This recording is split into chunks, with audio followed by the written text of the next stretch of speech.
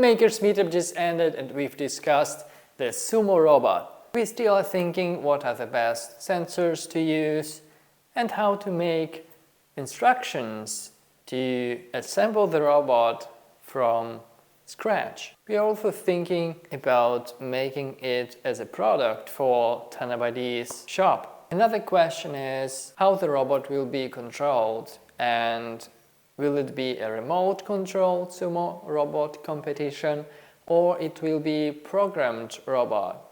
The good thing that using the Arduino Nano we can use both ways, and even we can use the same controller as we use for the ocean cleaning drone. We will just need to connect a receiver to the Arduino Nano. We've also discussed and compared different programming languages and how important it is to start with a proper structure of your program.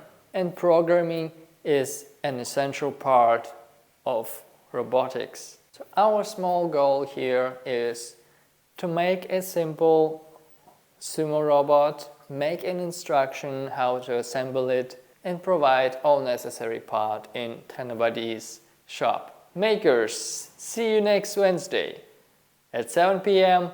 at Pirate Bay.